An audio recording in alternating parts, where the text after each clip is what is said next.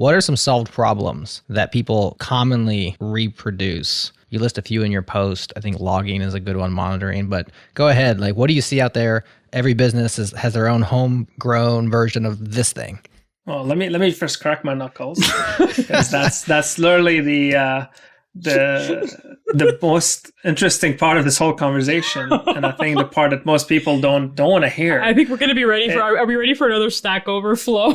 we're gonna have to limit you to 60 seconds and make sure to take breaths. Okay. Hold on to your butts. Yes.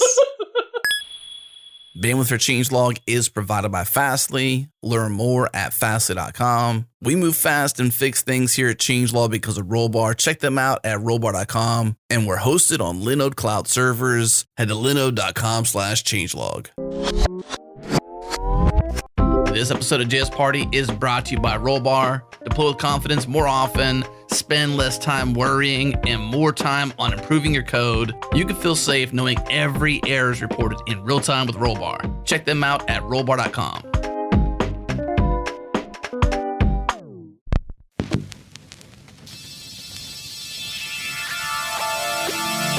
Welcome back, everyone. This is JS Party, your weekly celebration of JavaScript and the web. We record live each and every Thursday at 1 p.m. US Eastern. Join in on the hijinks at changelog.com/community. It's totally free and we have a lot of fun. So come hang with us, be silly, talk JavaScript. What's not to love, right? This episode's a good one, so let's get right into it. Hey, it's party time, y'all.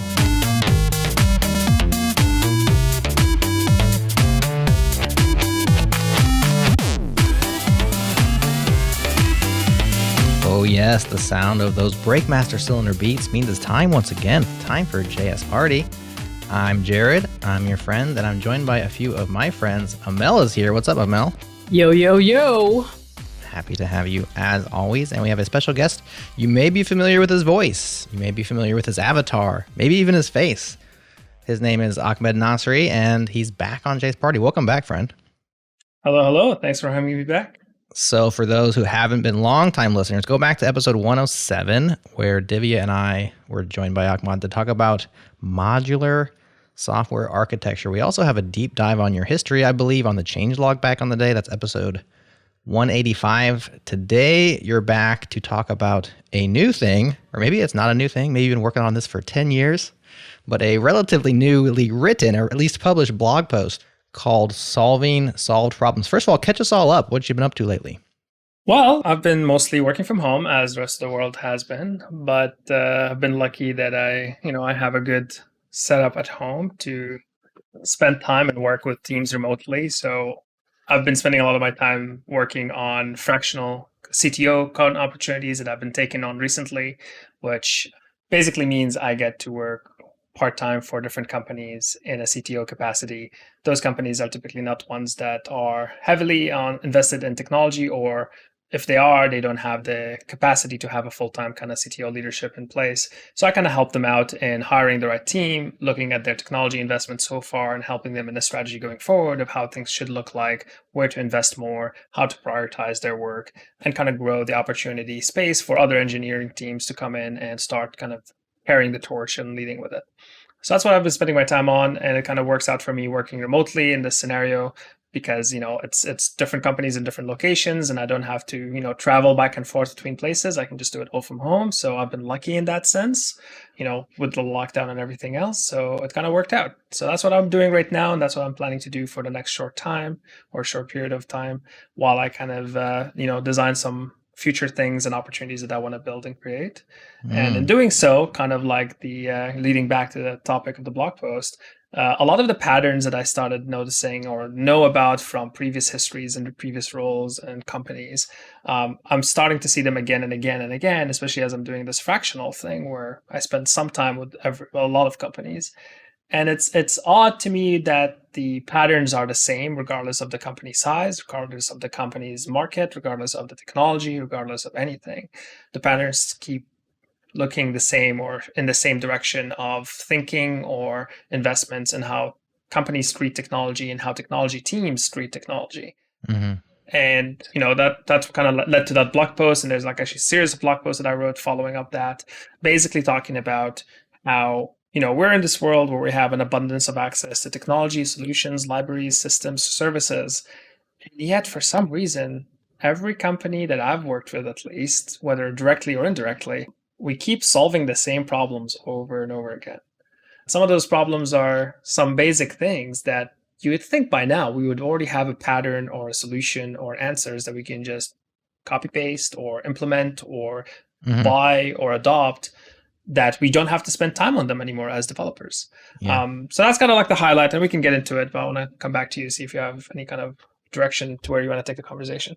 So first of all, before we really dive into this like incredible topic of solving solved problems, I want to just take a little interlude. Can we do that, Jared? Let's do it. A little interlude into like my connection with Ahmed, which is that we both worked at NPM together. I was an engineering manager. He was a CTO. And Ahmed is like incredibly modest. And I just want to like take the opportunity to embarrass him right now and make him blush and say that like, hands down, like, I think I want to write a book in the future about all the people who saved the web in some way, shape, or form, whose names you don't know. And it's going to take a lot of research to like gather that list together. But it is something that I would like to do.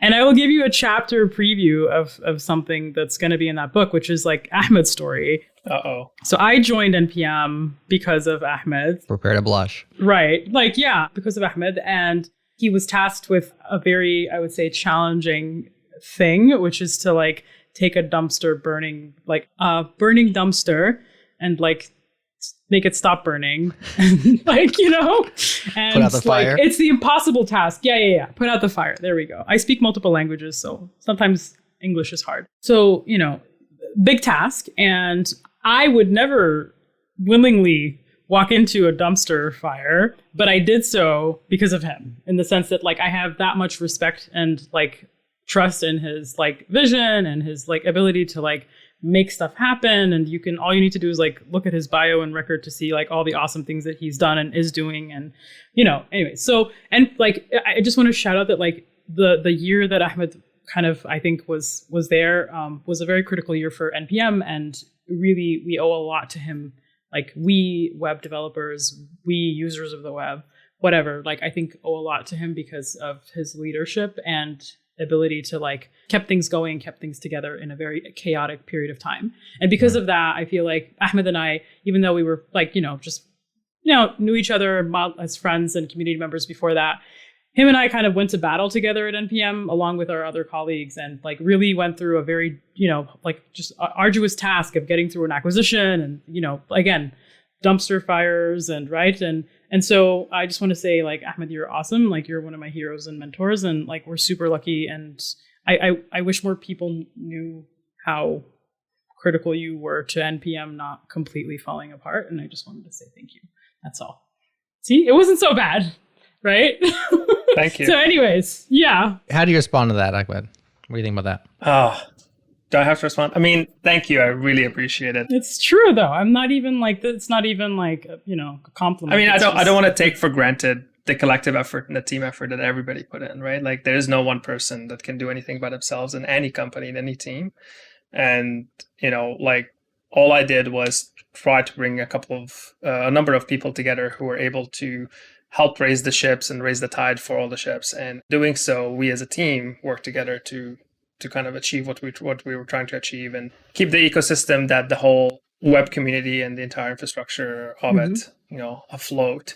So I don't take any credit to that. In fact, I would say the credit to the team, that the execution arm of anything that we talked about was to you and the team members who actually got that work done. So thank you for doing all that. Definitely. Yeah. I mean, clearly, I'm awesome. I'm also a hero on the web. No, I'm just kidding. No. Credit where credit's due. But yeah, I agree. 100%. It was every single person who was at that company till, from inception till the end. Yeah, from inception till whatever the evolution of it is now. Like, has really, really helped shape the web. And like everyone is really a hero. And yeah, I mean, it was not an easy place to work. Lots of challenges, and there'll be lots of books about this. I mean, I certainly want to write a book about it. So Amel, if I heard you correctly, you said you joined because of him. I did, yeah. Because he's like this visionary, like technical leader who I think really gets stuff done. Like, quite frankly, like if you look at Ahmed's history, He just like has a history of like getting stuff done, driving alignment within orgs, or enabling engineers to like make change. That was one thing I really appreciated about his leadership. Like as somebody who actually worked under him at some point, like, you know, he was very like, go for it. You know, you want to do something, do it. Like, you know, like you see a problem, fix it. Like he was not a red tape kind of dude. And like, it's really refreshing to have technical leaders who are both savvy in business and product strategy, but also are like extremely technical. And as a result of being extremely technical, have deep empathy for engineers, right? And so like that empathy for engineers comes from like the fact that engineers hate business process and red tape. And when they want to just do something that's going to save the company a ton of money, actually, they should just do it. Yeah. Right? He's trying to change the subject on us. Solving problems. It is, yeah. Yeah, I don't want to sit here and blush all day.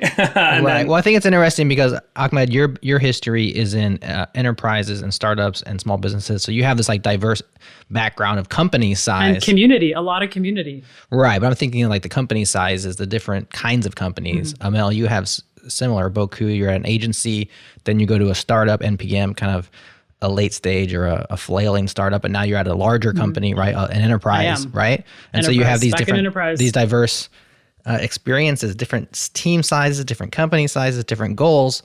And Ahmed, what you're finding is same patterns, same problems. Same patterns. And I think the short summary of that is, I think I've had the privilege in being in leadership positions or executive positions where I don't only look at the technology and the code and the infrastructure, but I also have to look after budgets. I also have to look after people's salaries. I also have to look after sustaining people's salaries and sustaining those budgets ongoing year after year, quarter after quarter. So the dynamic shifts a little bit when you start thinking about, are we making the right choices? Are we doing the right decisions? When it's not just, is this the best library that we can use? Or is this the best framework we can use? Or is this the best system, cloud system we can adopt? It's also like, are we investing money in the right space? Because if I'm going to throw my money at a vendor, like I don't want to name names, but like big enterprise vendors are going to cost millions of dollars, what happens to the team that I'm paying? Also their salaries. And how does that relationship work together? Am I going to have to hire more people to maintain the product that I'm also spending millions of dollars on?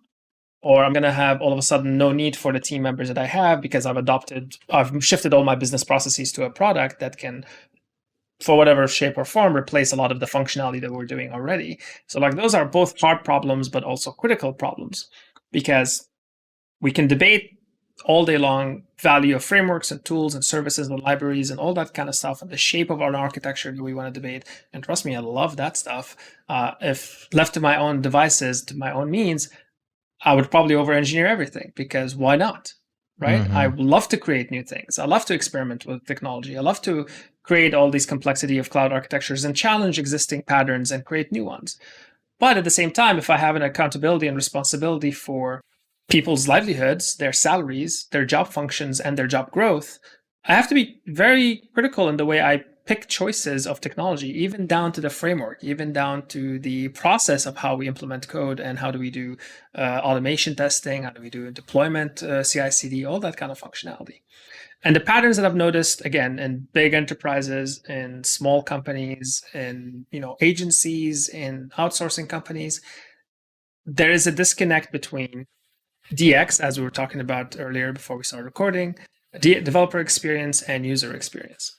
And even though some companies have kind of values and espouse things like we care about the user, we care about the customer and all that kind of stuff, it doesn't really translate to technology and how technology is implemented. Somehow there's this blurry barrier in front of developers to how that actually reflect on the way I do my work. So if I'm a developer and I'm given a story in a backlog or a task as part of a team to implement a front-end experience or a mobile app or a backend server or an API or whatever, yeah, sure, the company has these big values about users first, blah, blah, blah. It doesn't matter because the code needs to be the code, right?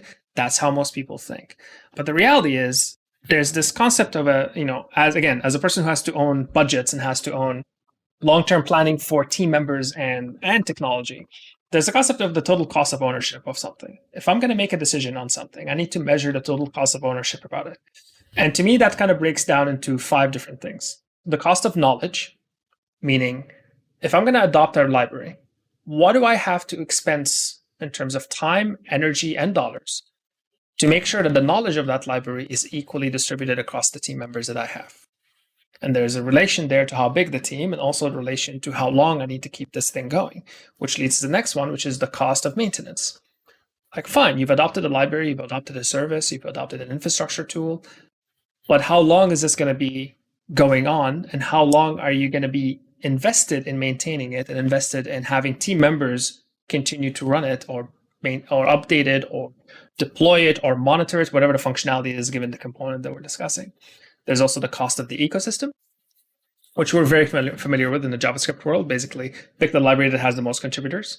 But even in tooling sense or infrastructure sense, if you're going to buy into Kubernetes, for example, you're going to buy into a whole set of other things that you're also going to buy into and pay the cost of, which also leads to the cost of infrastructure. If you're going to adopt a vendor product, cool, you're adopting a vendor product, but is there infrastructure cost associated with that? Most people forget about that when they're doing the choices of technology, saying, I'm just going to use Gmail. Okay, you're using G Suite then, which means you have to do everything through APIs. You no longer have access, for example, to the low levels systems of file storage and data storage. Now you have to have tools and libraries and desktop application management for IT teams, right? Like, there's all this kind of concepts that people have to measure before they get to the real cost that most people think about, or not the real cost, but before they get to the cost that most people actually think about, which is the cost of adoption, i.e. how long it will take me to implement, right? So when I look at this big picture of the cost of ownership, I look at the way people make their decisions and the way people try to take shortcuts by saying, you know what, I can build a login system myself. It's only a couple of libraries, and my cost of adoption is a day's worth of work or 2 days worth of work before I go and just deploy it, and then I'm done, hands clean. This is it. This is how it costs. And they forget about maintenance. They forget about knowledge sharing. They forget about the ecosystem around it, and they forget about the infrastructure involved. So that's kind of like the preamble to where's those kind of solved problems that exist already and how people try to resolve them or reinvent the wheel around them. And my experience has been also, and to like Emma's earlier point of like all the stuff that I was able to get things shipped, I get things shipped by simplifying the problem and getting down to the basics rather than trying to break things apart and say, hey, let's use this library instead of that. I start with the basic thing of saying, why are we even doing this to begin with? Let's discuss there. And is there shortcuts and cheaper options to follow?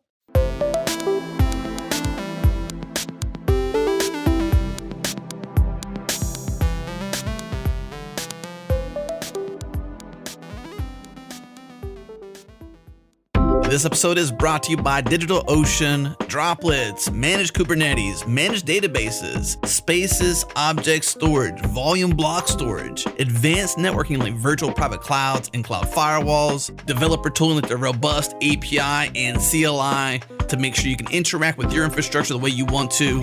DigitalOcean is designed for developers and built for businesses. Join over 150,000 businesses that develop, manage, and scale their applications with DigitalOcean. Head to do.co/changelog to get started with a $100 credit. Again, do.co/changelog.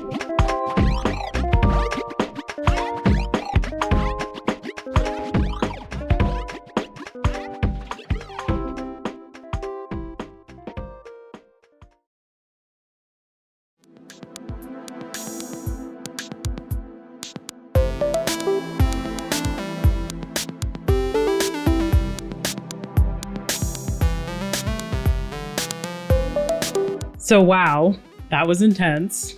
And also a ton of, I would say, wisdom packed into a very short soliloquy. Right. I mean, the amount of experience that you need to have to say what you just said, right? Say what you just said, not with anecdotal evidence, but like with real life scenarios. Like that is like, I totally appreciate that. So like hats off. Mm-hmm. There's so many things that kind of came to mind, like as you were speaking. My earliest thought was just, I transitioned into being a manager when I joined NPM. And for me, it was just this interesting shift of like needing to worry about a lot more all of a sudden, and like all of a sudden I was the person that was accountable for delivery, regardless of what my team did. Like I was the one that was like, if things didn't happen, like it was like on me actually, you know, and how I think that shift in responsibility changed the way I thought about trade-offs and the way I thought about like the decisions that we were making, you know. It really gave me a lot of empathy towards, I would say, managers and leaders as a whole, because, you know, a lot of times people will ask for something and then their boss will say no, right? And like the reality is like their boss is saying no because like their boss has all this other context and all these other trade-offs that they're managing in their head. I think where their boss failed, it wasn't that they said no, they failed at not explaining the context behind no, right? And I think for me, that's the missing thing, is like one of the biggest muscles I have exercised heavily over the past few years as I've been, I think, aggressively climbing in my career, right? I'm now a principal engineer at a large enterprise company, right? Like it's trade-offs, right? It's trade-off analysis. Like that is like a very undervalued skill, similar to like even just like your ability to read code, or, you know, those are there's skills that are, I would say, undervalued. Trade-offs are foundational because they set the course for all the decisions that you make, macro and micro, right? And so that's a skill that we need to learn. We need to kind of like figure out how to codify it so we can teach it, like, you know, because the only people I see who are good at it, it's from experience, and like that's not good enough, right? Like that's not going to work. That's not democratizing information. So we can't wait for everybody to burn their hand on the stove. Before they know how to like avoid that pitfall, you know? Yeah, but I have kids and I know that I can tell them all the logic and reasoning. I can tell them why they shouldn't touch that hot surface. I see. And it actually doesn't matter to them. Yeah. Like there's not like, well, you have life's experience. You're obviously older than me. You've been doing this a long time. You were very reasonable with why you said like, it's going to hurt. It's going to really hurt. And you're going to be mad about it. And yet that kid still in them has to actually experience it. They won't not touch it. Yeah, that's totally fair. And so I agree that we need to do better at the knowledge transfer, but there's like this impedance mismatch where like the information coming across can't actually go in the right hole in order for it to stick until you burn your hand and say, you were right. I should have listened to you, but I had to actually experience it. So it's kind of difficult in that way. It's totally chicken and egg. Yeah, my approach to that has been in leading teams and leading kind of that scenario. You know how in like communication courses or leadership courses, they tell you all about the quote unquote yes and when you want to do that. Yeah. And I think that's useless, but I do think no and is better, because to your point, Emma, I agree. Let's make no and right. Like the manager who said no without sharing the context. Like no and here's why. Right. Is that what you mean? Yeah. No and here's why. Exactly. Okay. exactly. No and why. Because you can say no all day long and you can be a benevolent dictator for life type of thing, but that doesn't help the person grow. But if you invest the time in showing them, right? So to your point, Jared, yes, kids are not going to learn until they burn their hands. And the same thing happens with developers and professionals in general. Until they actually experience the thing, they can read about it in a book, they can hear it from a person, they can be shown to it, you know, indirectly. But until they've experienced it, I cannot call myself an expert in something until I've experienced it, right? And the same applies for software development in all aspects and professionals in all aspects. So how do you make that opportunity of we're not going to do this because I know from experience it's bad, but how do we make sure that you don't go into that pitfall or similar pitfalls later on? And that's where the no and context come to me. Whereas like, and Emma knows this, I'll be like, go create something. And I'm going to tell you, you know, some things to avoid, but go do it. And then we'll see if we're going to launch it or not. Then we're going to see if we're going to deploy it or not. Because if you have the opportunity as a manager or leader to give your team members the time, and the critical point is the time because it's costly, to go down that path, get their hands burnt and come back, great, let's do that. That's a great experience for learning, as long as you're also holding on to the no. A lot of people, I think, especially in leadership, kind of like, oh, okay, well, let's just try it. Let's just see what happens. And then you go all the way to production. And then it adds more cost and technical debt down the road because now it's too late. We can't change the trajectory, all that other stuff. You got to hold on to the no, but you can also create an opportunity for the and where people can learn and experiment with things. I think that's a really good compromise to bring back to Jared's point about like sometimes you just have to let your kids get burnt on their own, right? Like that's a good, like, here's some guardrails, like go play and come back, you know, once you've like when you have some more data points to make this decision. But kind of circling back to the JavaScript community, right?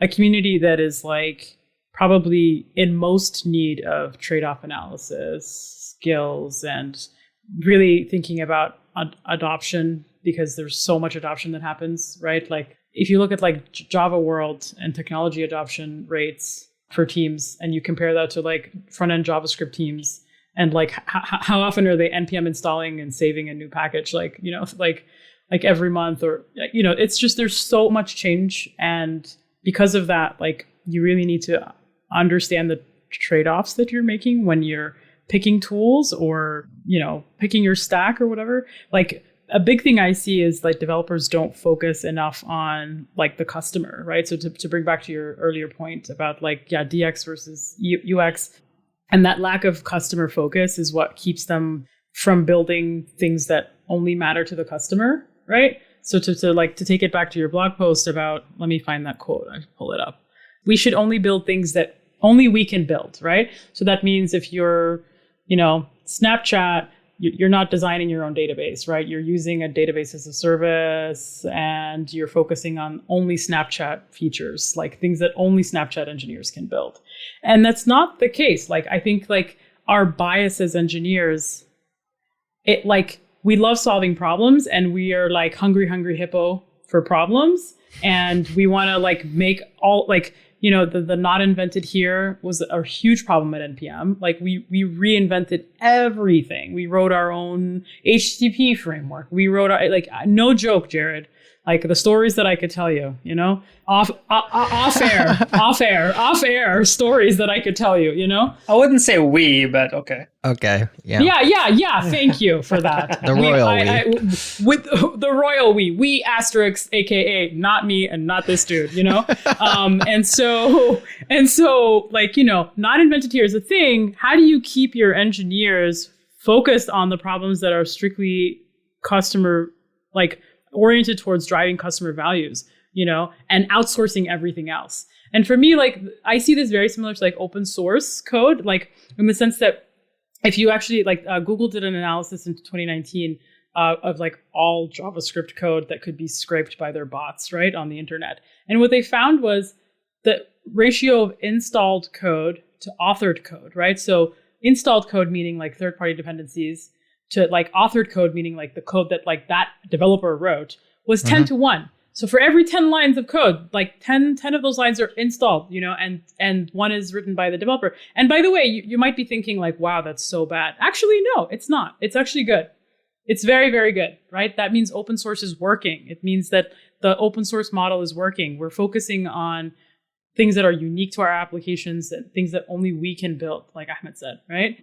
But at the same time, like, so that's good. And there's lots of reasons why that's good, especially because, for example, code that you're using from someone else through an open source package is battle tested. It's had way more like eyes on it. It's better quality, more secure, right? You want to use shared code as much as possible because it's just better code, quite frankly, right? And so the challenge for me is that, like, you know, most engineers are really looking for those hard, interesting problems. And sometimes, you know, they're more interested in creating their own solutions. And for me, I feel like those folks, we need to redirect that energy into open source. Like, you know, go contribute to a bunch of libraries and solve hard problems for a bunch of tools that other people are already using. But like, don't, like, reinventing the wheel at a company is like, it's not only irresponsible, I as an engineer would consider that unethical, like, quite frankly, because you're wasting company money and you're neglecting your customer needs. And that's like not cool, you know? Can I push back a little bit on the premise? Because I would broaden it slightly, and I wonder what Ahmed thinks about this broadening. So you said we should only build things that only we can build. And I'm with you in terms of, like, let's stick to our core competencies, our unique value proposition, and maybe that's what you mean. But I would also say that you should build things where you went through an amazing list of these 5 things that equal the total cost of ownership, right? Well, I would argue that you should build things when the net ROI is up, assuming you know the total cost of ownership, building versus buying.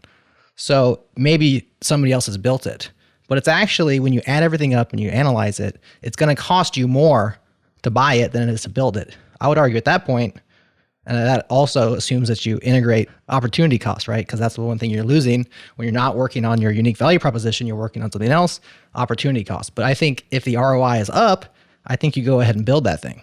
Yeah, and I think that's a very good point, especially when you consider that most of the modern tools that we use and the libraries and the systems and services are actually built by companies that are not software technology platform builders. They're, Airbnb created a number of tools that we all use, and like Envoy and others, and Enzyme for React, and a number of other things. Netflix is a great example of this. They just created a whole bunch of things, and they're all open source. They're not even paid. They're just created them and shared them with the community. Right. I mean, you would argue that, well, if Netflix business is to build a streaming platform, why aren't they using I don't know much about streaming platform. I remember Red from back in the day. I think it was built on Java and Python. Falcor, they built their own, remember? Right. They built their Falcon or Falcor, was it? Yeah, it's their own container environment, right?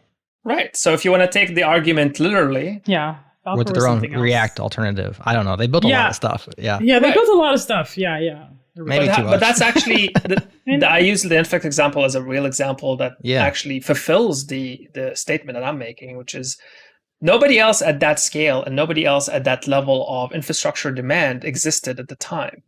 And nobody else was better positioned to go and actually experiment with things that are not core to their quote unquote business, but in fact do have the positive ROI to their business.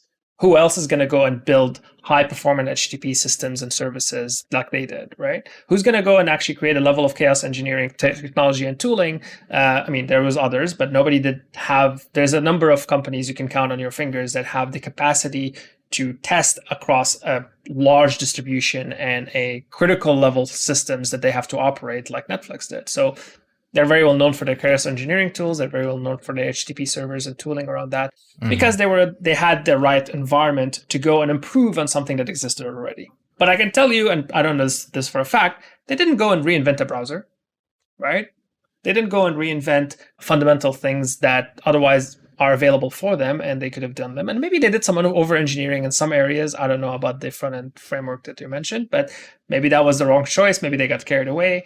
But ultimately, if there's this kind of foundational belief in developers, hopefully that's the one I try to instill in my teams of, if this is not something that's going to help you and help the business, and if it's not core to what we're actually here to solve, then why would we even bother doing it? Let's go and let's see if there are solutions that have most likely lower cost of building and adopting and total cost of ownership than the salary that I'm paying you as a developer, not just for building it and getting it to deployment, but also to maintain it indefinitely. And what's going to happen for the cost of knowledge when you inevitably leave and other people have to come in? And that's actually what happens to a lot of internal projects in these companies. They either have to go down the path of being gifted to a foundation or to a community to maintain them, because guess what? The people who started them are no longer there, and they never invested in the cost of knowledge and the cost of maintainer distribution across the internal team. So, oh yeah, this great library, great tool, great framework. But guess what? The people who built it at the time are no longer there. And the company is probably not using it anymore. But hey, it's now in the public. Now it's an open source tool. Now somebody has to maintain it. So if you don't consider that total cost of adoption when you're creating, but also when you're maintaining something and the knowledge cost around that and investing in it, what company is going to have a budget? Like, try to have that conversation with the CFO saying, I'm going to invest in dedicated time for developers and engineers, for everybody, old and new, right? New hires or old developers, to actually go and learn every single tool that we have. And every time we have to hire somebody new, we have to spend at least 6 months with them of just training them on the tools. That never is a line item in anybody's budget. That is skipped into like practices and culture and those type of things. They're never actually measured as a cost. A CFO, if they see you doing that, they'll call you, irresponsible. You're not using your team members' time properly, because they don't think of it that way. They think of inputs and outputs. You're investing time in people. Sure, training up, knowledge management of just getting them to know the company, but thereafter you don't need to spend more time on that. They should be experts by now, right? But we know in engineering that's not the case, because you're adopting new things, building new things all the time. So like ideally you have the 10-20% of everybody's time on just learning what changed last week, because the code changed, the API surface changed, the libraries that we maintain internally changed, whatever it is that changed. People have to actually spend time, learn that stuff. Otherwise, it just becomes a centralized piece of knowledge within whoever built that thing, whether it's a team or a person. And then the other team or the other person loses that context, loses that ability to understand Right. why that change happened, what actually changed. And then when they inevitably inherit a bug or an issue in that system, in that library, they have to spend a ramp up time to get familiar with everything that led up to this before they're actually effective in making a fix or an improvement. That sounds like my entire time at NPM. Like I was just like and not just mine, every single new person. We just did so much archaeology before we could do anything. And that's like a real thing. Like so the whole change management that Ahmed was talking about is like, it's actually another one of those things like similar to trade-offs, but like we don't really seem to value very much, it's never something that we build into our cadences, or we never had a budget for that time, of change management and like knowledge sharing and really like the core output of actually doing that is that you kind of reduce the hero culture within your company. I was actually literally just talking about this with a coworker. I was like, wow, my new job, which by the way is at Indigo. We should link that. I work at Indigo and solving really cool hard problems for like the planet. You can read about us. We'll talk about that maybe on another show. For the Canadian listeners, it's not Indigo Canada, which not is Indigo, an online bookstore. Oh, that's so funny. Yes. Indigo AG, but at Indigo Ag, we're agriculture technology company. It's also not Indigo, the online flight booking. No. IndigoAg.com. We'll link it up. Yeah, it's named after like indigo, like the plant. Anyways, so that being said, at Indigo we don't have a hero culture. I've never been in an engineering organization that didn't have a hero culture. Meaning there's a lot of flexibility and fluidity between engineers and like throughout a given product, right? So I work on transport. We're currently building like Uber for agriculture, but like within the next year, we're going to go air and land. So we're going to be bigger and better than Uber, especially on ethics. So we have so much fluidity, like teams, like back-end engineers, front-end engineers, what data, whatever, like people move around, they jump in where they can. And the reason why they do that is because like there just isn't the siloing of knowledge. Everybody's aware of change. And like, that you can't understate how important that is to an org, because when you have hero culture, what happens is you have this bus factor, right? So this one person is on vacation and all of a sudden nobody can get any work done, right? And like, that's like not healthy for an org, just the same way that you would diversify your stock portfolio, right? You want to make sure that like you have lots of engineers at your company that are capable of doing lots of things, not just one thing, right? Mm. Well, I mean, I think it's something to Jared said earlier, like we also as developers and engineers, we enjoy hard problems or solving hard problems. And sometimes that kind of take it to the extreme, which is like the hero culture, kind of not invented here world. But fundamentally, that's why we're all in software technology, because we enjoy solving problems and we enjoy creating solutions, which are technically two different things. And I would go back to something I think Kyle Simpson said yesterday on Twitter. He had a long tweet thread it was a good thread. You recommend reading it. We can link it. We should link it, yeah. Talking about the tyranny of complexity and how we fundamentally, again, as engineers, as developers, and some of us more than others, have this kind of innate enthrallment and thrill and enchantment by complexity, and we want to just dive in deeper into it. And some of us enjoy it so much that they just want to create more of it, right? So that's kind of the risk and danger. And when you're working, especially when you're working as a team, you're going to be considerate and empathetic to the other team members that are currently next to you, but also to the future team members that are going to come after you. Are we actually making the right choices here? Are we investing in the right thing? And sure, you can create the greatest deployment system, the best library tooling, the greatest kind of internal frameworks that you want to create. But if you're not investing, again, in that total cost of ownership, specifically knowledge and maintenance, you're basically, putting the middle finger to the people who are going to come after you, because you're probably not going to be in the same job forever. You're not going to be maintaining the same thing forever. You're going to either switch teams, switch jobs, switch companies. And who's going to take care of this when you're not around? Even if you're passionate about it, if you're really driven about it, chances are you're not going to be there forever maintaining this thing that you've created or this investment that you've made. So how do you lay the foundations for the people who are going to come after you? And typically that falls into the management to solve that problem, somebody else's problem now. But that's why I say it's the no and culture that is operating around.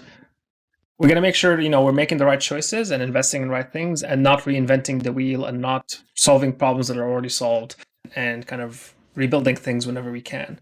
And I think this is also potentially influenced by these big tech companies or, even small ones like NPM, where on the outside looking in, people all say, oh, company X is building this and this tool and I use it all the time. They must have the best engineers in the world. They must be doing, R&D all the time. They must be creating the best in class tooling and things. And we should totally use their tools. We should totally use their solutions or open source things that they've created. But the reality is, I've seen firsthand in many companies, not just the one you're thinking, that when you go on the inside and you see things, it's usually lacking empathy to future developers and lacking planning of how we're going to maintain and scale work. And it's just shiny object syndrome where we're chasing things and building stuff and tweeting about it and making a blog post and like, look how cool this framework that I've created is, and I'm no longer working on it, right? So I think from the outside in, a lot of people should look more critically into companies and what they create and what they do. And to use a reference example that I used earlier in a positive sense, like a lot of the Netflix projects that they created years ago are no longer maintained, and or they've abandoned them, and or you're not going to get improvements on them because they're too busy doing other things.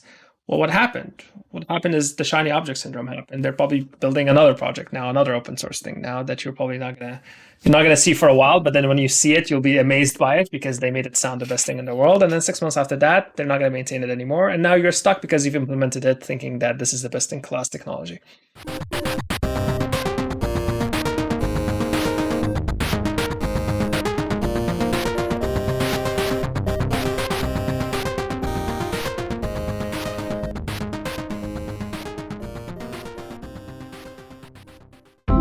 React Summit is right around the corner. It's the biggest React conference in the world, and it's being held on October 15th and 16th in the cloud. There will be amazing speakers like Kent C. Dodds, Jen Luker, Guillermo Rauch, and Paris Athena. There will be virtual networking with live chat rooms and video Q&As, plus remote after parties and gaming tournaments so you can get your Quake.js on.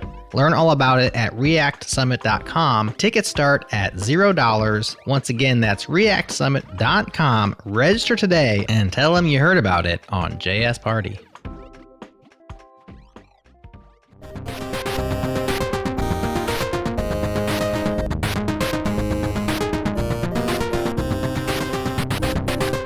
All right, Ahmed. So that was a lot to digest, and really, like, one of the things I kind of want to call back to something earlier that you talked about around refactoring and application maintenance specifically. I was a guest back in the day when I was just a regular old person that wasn't a panelist or anything. I was just a wee little gal. You hadn't arrived at a conference. yet. Yes. No. Yeah, I hadn't arrived. Yeah, no. I was a guest on an incredible podcast called Changelog. Like and subscribe, everybody. Heard of it? And Changelog. Yeah, heard of it. Like literally the best technology podcast ever. It was such an honor to be a guest on that show. And it was a really great episode. Episode 362. You should listen to it. Machine-powered refactorings with ASTs. I remember Machine-powered refactoring. Yeah. And a point that I brought up in that episode was how important it is to learn how to maintain an application, right? And for me, the real heroes are not the the folks who get to work on greenfield apps every year and prototype, like the DevRel syndrome of prototyping culture that we seem to have, somehow valued. I don't know how that happened, but it's not just about rewriting your front ends every year or two. It's about okay, how do we maintain this legacy application and learn how to refactor from within, learn how to continue driving value in production and consequently driving value for our customers while still making improvements incrementally, right? That is an art. That is a software craft. That is a skill. And it is a hard engineering problem. And for me, as somebody who's kind of a problem junkie, I love solving problems. The harder, the better. That's the stuff I live for. Right? I'm not interested in greenfield. I'm interested in oh great, how do we lift and shift this legacy application? That is the fun problem for me, because it's about that makes you unique. Helping the business. I know I'm very unique. Well, and but we knew currently that. not hireable, right? Happily employed at go. Indigo again, and we're also hiring, by the way. But for me, it's about helping the business not skip a beat. Right? Because what's the most important thing? Your customers, right?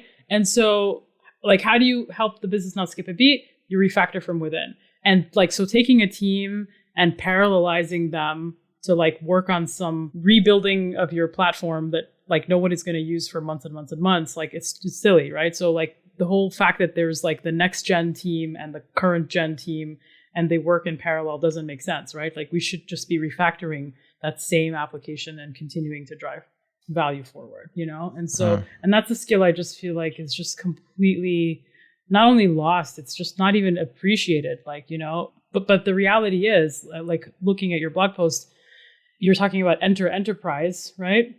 Enterprise has aging software. Enterprise has big aging software, lots of customers and zero opportunities for risk, right? Like, or zero, not opportunities, zero, what's the word? Appetite for risk, right? Yeah, zero risk tolerance. Zero risk tolerance. There we go, right? So what happens? Is Node.js going to be like Cobalt in 20 years, right? There's good reason for zero risk tolerance in these type of businesses, and we should probably start there. Right. If you're a financial institution with people's livelihood and dollars and banks, you have zero risk tolerance. Yeah. That's why they're still running on mainframe systems and Java applications from back in 20, 30 years ago. Who knows whatever hell is running on there? I don't even know. Yeah. I know I've had friends who worked in financial systems and financial institutions. They're still running Cobalt. They're still running all these things.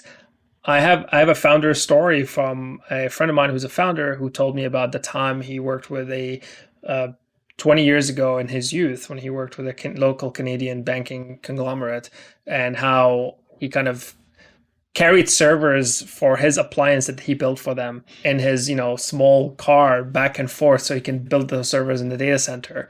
And 20, 30 years later, they're still there. They're not going anywhere. And they keep asking him to come in and, be paid money, lots of money, just to support them and maintain them. And he's not going to do it. But there's a good reason for that. The reason is if you're a consumer and the bank loses your money or your transactions, you will go nuts and you will file a lawsuit and you will complain and you're not going to be happy. You might miss your rent. You might be kicked out of your home. That is not a compromisable scenario you want to be in as a software business or a software company or a company that relies on software. I've worked in the telecom space. Similarly, in the telecom space, there are things that you just cannot have a tolerance for risk in them. There's no move fast and break things because it's the cellular network. It's the infrastructure that people rely on for communication. It's the, whether it's, talking to your family or calling 911. You don't want to mess with that. So there are good reasons for what people complain about, which is, oh, this technology is old. All these systems are unmaintainable. Oh, I don't know how to maintain this thing. It's just so badly written. Yeah, maybe at the time they didn't make the right choices and, they didn't invest in progressive enhancements and, refactoring forward. But you can't just come in and say, I'm going to rewrite everything in JavaScript because that's the language I'm familiar with, and put everything on React because let's just refactor all our front ends into, single page applications. Yeah, because Twitter told me so, right? That's the thing. Because I saw it on Twitter. Exactly. Twitter-driven was cool. or conference-driven development. That's my favorite.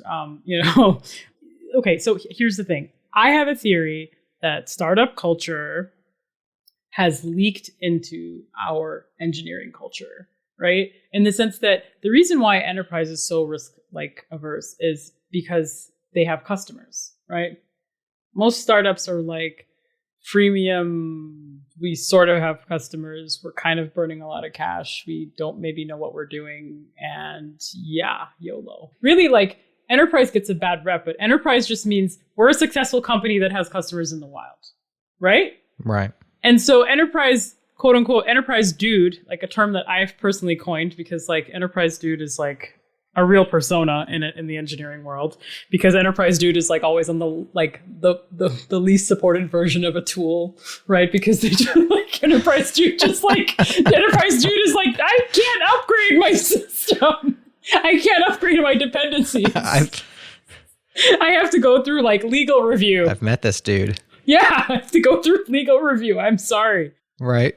So anyways, all these systems are there to protect our users. And again, bringing the whole thing back to our users, right? So this makes sense. And so this need for you as an engineer to have a skill of how do I drive value forward in production? How do I continue incrementally updating a legacy app that's running in the wild. Like these are tremendously valuable skills. Like the things that you learn, the techniques that you learn, like they're invaluable.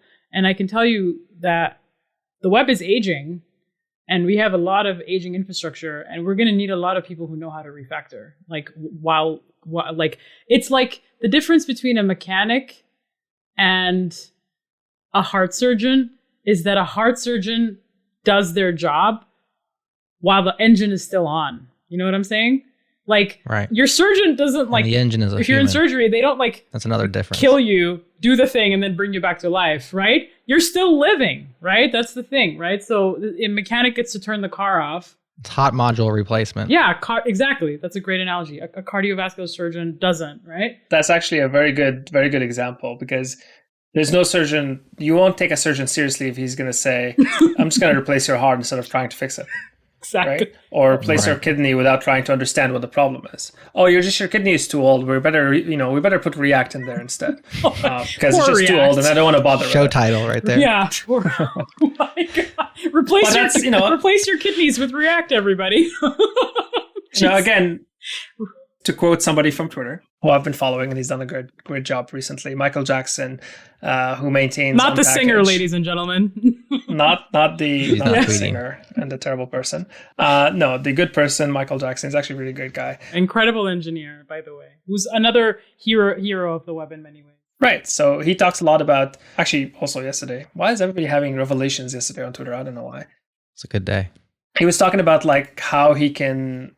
He's willing to help companies and people. And I think maybe not seriously, but like just as a statement of just being able to improve your existing technology, your existing, server-side rendered applications. Maybe it's written in PHP, maybe it's written in Python, who cares?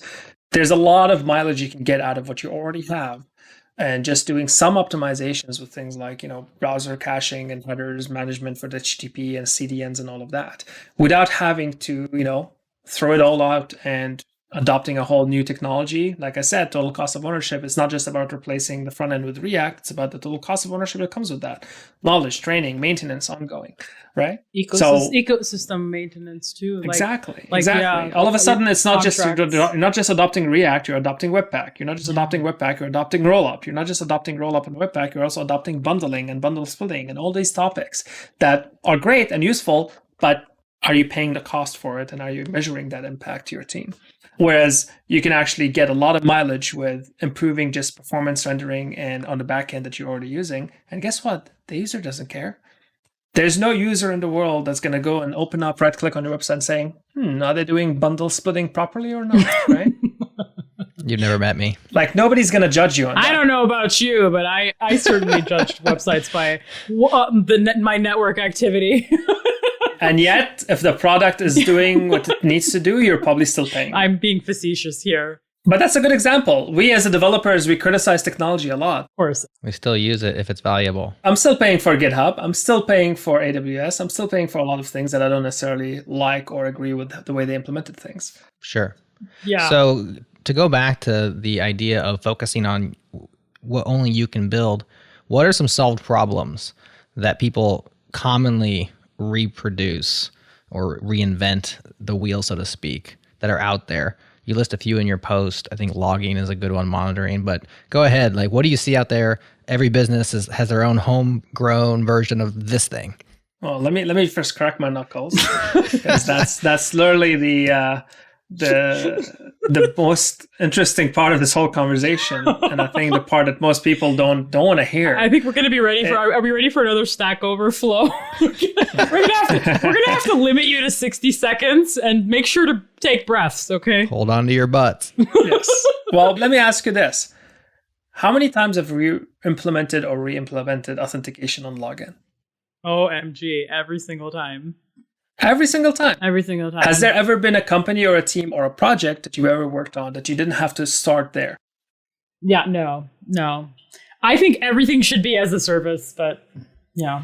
Right. Before getting to the business logic and to the actual thing that you want to build, you have to start with these things like authentication, logging, deployment, infrastructure.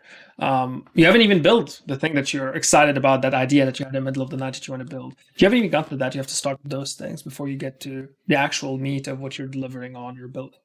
When you say authentication, you're referring to like how I hash a password and stuff like that. You're not referring to the actual sign up and login flows, because those things are often very unique and actually customer experience as well. But why?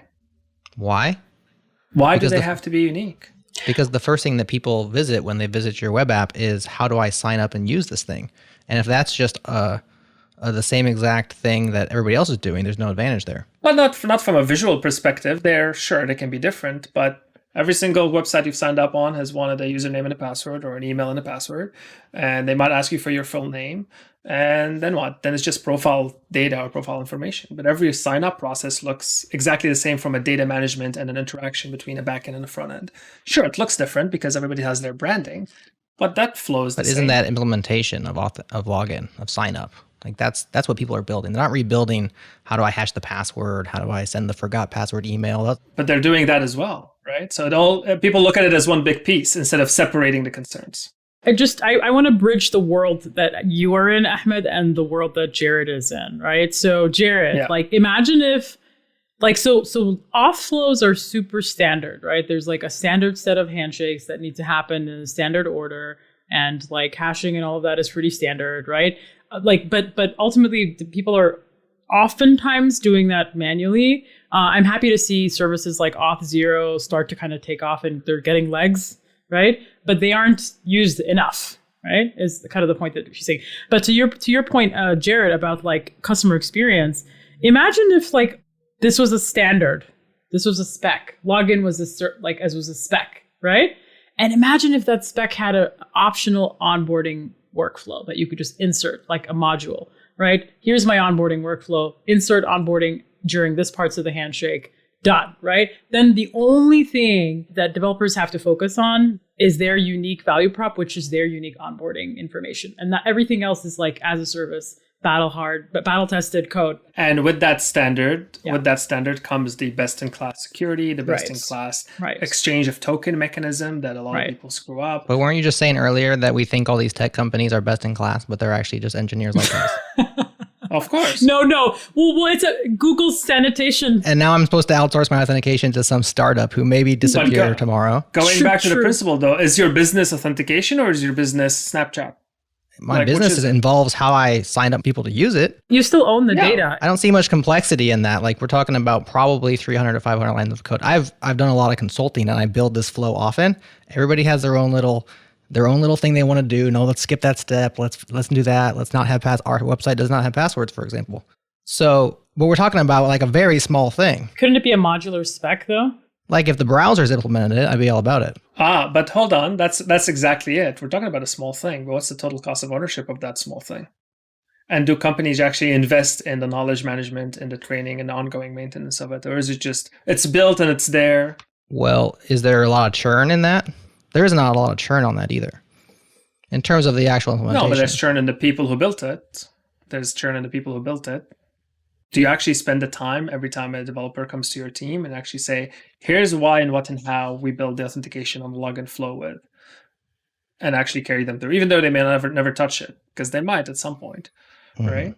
Or they might challenge it and say, let's just reinvent it or build it differently, right? So the business value that you've carried forward and doing the implementation that you've built or building the technology that you build, whether it's logging or authentication or monitoring, if you have a good reason for it and it's part of your core value proposition, i.e.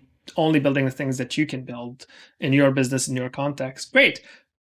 But if you're not investing in that end-to-end total cost of ownership of it, at some point, to your point, Jared, you're a consultant, some other consultant's going to come in and is like, well, this is not good enough. We're going to rebuild it. And that's the cycle a lot of, especially enterprises, get stuck in more so than startups. Whereas as startups, it's more of the, oh, well, I guess I have to create an login system. I don't have the budget to go and, use a platform or a provider. I'm just going to build my own. and you're not going to do the proper hashing, you're not going to do the proper cryptographic algorithms that are needed, or perhaps you're doing silly things like if the user asks for a password reset, you're just sending it in plain text or anything of those sort.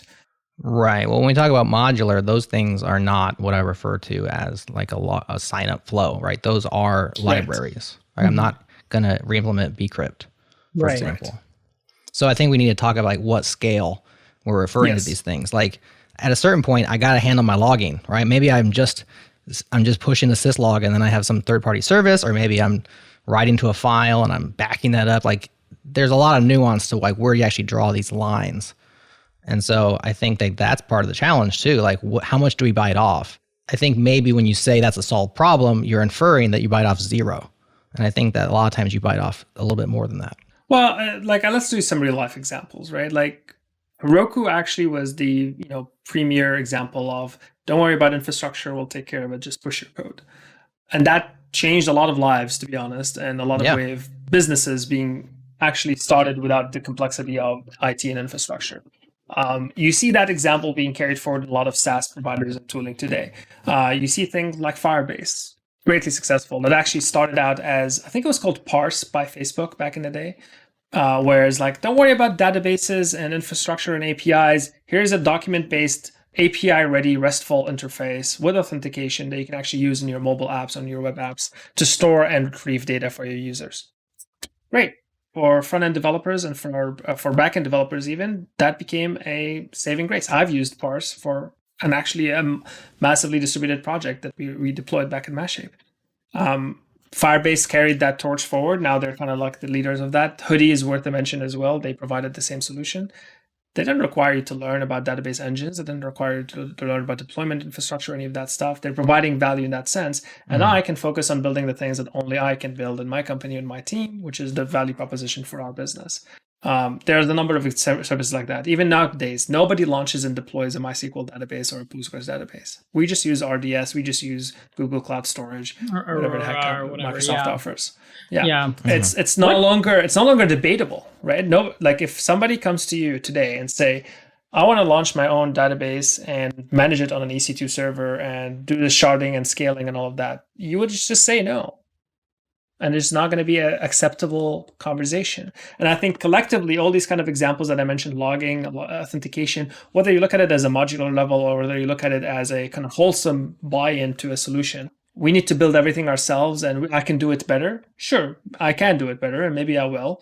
But that's not part of the job that I'm being paid for. And that's not part of what the team cares about right now.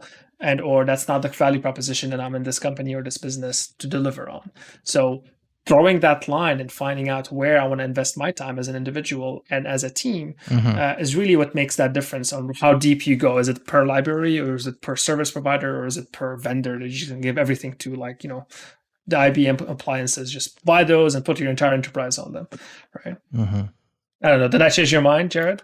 I have something that I want to share with Jared that may change his mind, but it's really actually to answer a point that you brought up earlier, Jared, right? You're like, hey, what if this startup's tool that I'm using just disappears? What happens then, right?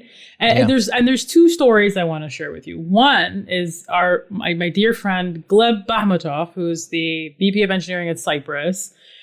The first thing that he did when he joined the company is like, okay, cool, let's start working on open sourcing Cypress. 6 months later, they open source Cypress. And the value there was like, we're going to open source Cypress. How are we going to get people to adopt our tool if it's just some closed source startup that's like maybe going to go away?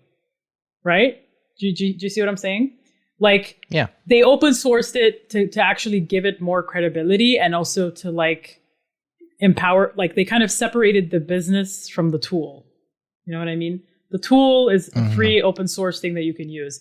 The business is like management of the tool and usage of the tool at scale, right, with their dashboard. Sure. And I think that's a model I would encourage more software as a service companies to adopt, right? Because it just makes it easier for people to actually feel more comfortable about adopting. Like if you're just some rando company that's gonna like disappear, right? Like if you're a new company that actually is trying to solve a hard problem and doing it well, but like I don't know what your funding runway is. And so as a big enterprise, like, how am I supposed to trust you with my business, right? Like, anyway, so that's one point. The other point is around something that you said, Jared, that was about like, rando startup disappearing, right? So one way I kind of handle bringing in third-party code, that's, I would say, something that I sometimes consider swappable code, right? For example, logging is a great analogy. For me, I'm not loyal to any logger. The only logger I'm loyal to is the fastest one and the one with the least amount of overhead, right? And the way you manage your no loyalty, best person wins kind of tooling is through creating your own abstraction around it, right? So you can wrap your logger API.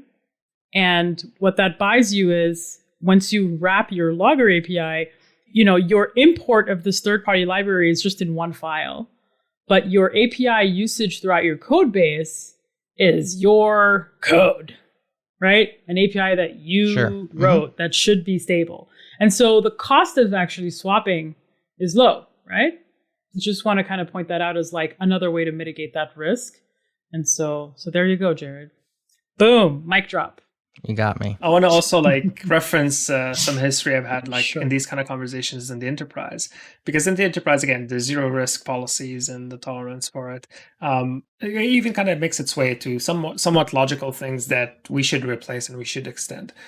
So especially when it comes to cloud providers, and I've heard this a lot in the enterprise, like, oh, we can't trust to put our data on GCP or Google or Amazon or whatever. It's like, well, what if they go down? Like, what if your data center goes down? How is that any different, right? And like, I hate to use the slippery slope example, but like those conversations just keep on coming up again and again. It's like, well, I don't want to use a vendor. Oh, I don't want to use a third party. Well, I don't want to use this. And it's a rational way of thinking for sure. I think it's about trade-off conversations and ROI and total cost of ownership at the end of the day. Because if the cloud vendors really want your business, they're subsidizing half their stuff. Trust me, we're not actually paying half the cost of what we should actually be paying for any of these SaaS or cloud services. Yeah. And that's working out for our industry very well right now. We should be paying thousands of dollars for GitHub right now, but Microsoft is subsidizing a lot of it. Great, I'm going to use it and I'm going to take advantage of it. They're definitely taking advantage as well because they're analyzing every single line of code you write, but that's beside the point. My focus is on the business and making the business work. Same thing with any of those choices that you have to make with vendors, with tools, with third parties. Are you willing to take the compromise, and are you willing to spend the cost lower now, but end up accelerating your team and you can focus on other things that accelerate the team?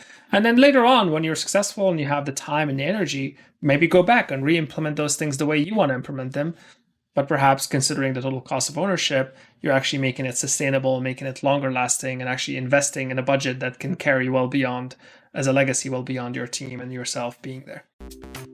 Very cool. Well, that is all the time we have for today. A fascinating discussion. We'd love to hear from the listeners as well, your thoughts on these things. Amel, thanks so much for hanging out and partying with us. Ahmed, thanks for coming on the show, sharing your hard-won wisdom over all of these years. We truly appreciate you. That's JS Party for this week. We'll talk to you next time. What to build and what to buy is an ongoing conversation in the software world, and we love hosting that conversation right here on JS Party. What do you have to say on the matter? Leave a comment on this episode on changelog.com. Follow the discussion link in your show notes and let us know what you think. If you enjoyed this episode, we would love for you to send it to a friend or colleague who might enjoy it also. They'll thank you later, and I'll thank you right now. Special thanks to the mysterious Breakmaster Cylinder for the beats and to our longtime sponsors, Fastly, Linode, and Rollbar. That's all for now. We'll talk to you again next week.